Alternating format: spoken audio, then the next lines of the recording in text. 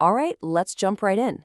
Today, we're talking about a skill that is no joke, absolutely vital for any organization that wants to be future-proof. We're talking about astute leadership. And this isn't just about managing people, it's about building an organization that can actually last. You ever wonder about this? It's a question that probably keeps a lot of good leaders up at night. You can have everything going for you, the smartest people, a great product, a history of success, and yet somehow you can still end up totally irrelevant.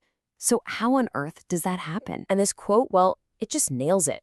They become prisoners of today. Think about it. Nokia, BlackBerry. These guys were titans. They owned the mobile phone world. But they got so caught up in winning the game of today that they completely missed the fact that the entire sport was about to change. They had zero peripheral vision, and they sailed right into the iceberg that was the smartphone revolution. That right there, that's what we call the leadership trap. And astute leadership, that's your escape plan. So let's really break down what this trap looks like when you see it in the wild, in your day-to-day work. You see, most companies live in a state of what's called single-loop learning. A problem comes up, they find a quick fix, boom, done.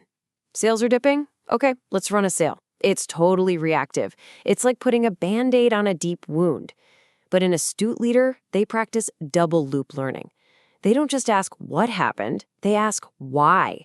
Why are sales down? Is our market changing? Is our product becoming obsolete? They dig and dig until they hit the root cause, because that's the only way to create real, lasting change. Now, let's make this a bit personal for a second. I want you to think about how you show up at work. When people interact with you, do they walk away feeling energized, maybe even inspired? Or do they kind of dread talking to you because it just drains them?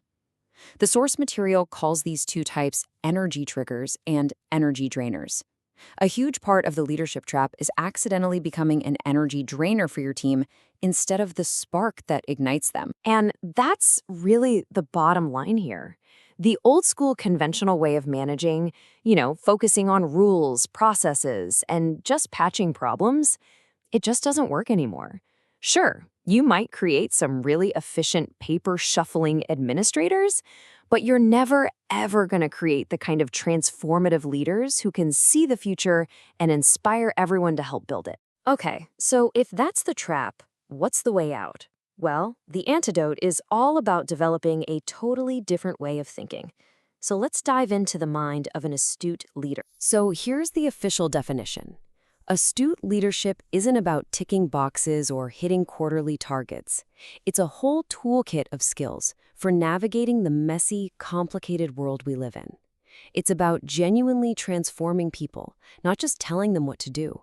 And it's about creating an environment where people want to go above and beyond, not because they have to, but because they're inspired to. So what does this actually look like day to day? Well, it's built on these 5 key pillars. From thinking way beyond the surface level stuff, to being a moral compass, to getting everyone's energy pointed in the same constructive direction. And the best part? Every single one of these is a skill you can learn and develop. This quote right here is probably my favorite from all the source material, because it just perfectly captures the essence of it all. An astute leader isn't stressing about next quarter's results. They're thinking about what the world looks like in 2030. They're not trying to build a faster horse. They're trying to invent the automobile. It's a massive shift in perspective, from just reacting to proactively creating. And let's be clear, making that shift is not a walk in the park. The source uses this beautiful metaphor. It's a mental metamorphosis. A caterpillar can't just decide one day to fly. It has to go through this intense, fundamental transformation. It's the same for a leader.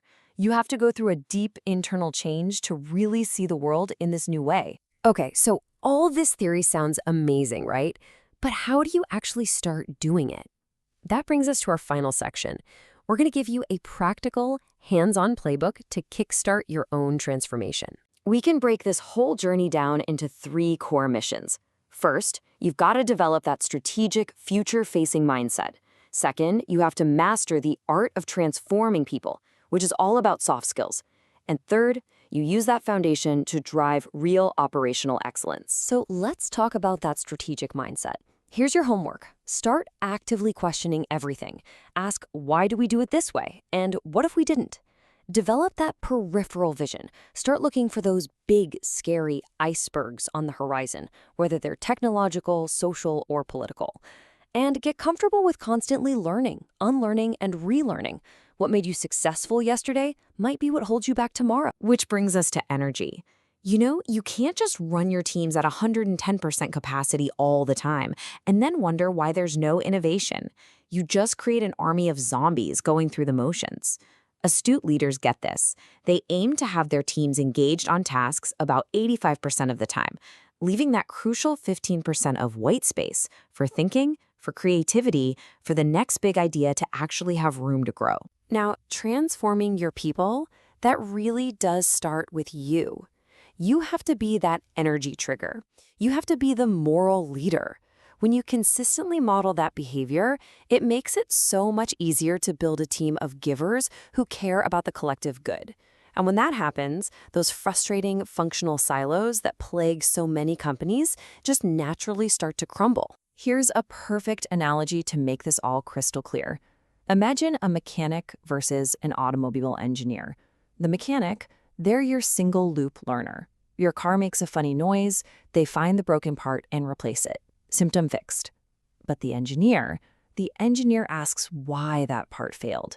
They look at the entire system to find the root cause, so it never happens again. One patches holes, the other redesigns the engine. Astute leaders, they're the engineers. And when you boil it all down, all of this work, all this transformation, it serves one and only one top priority: achieving the collective goals of the organization. That's the whole point.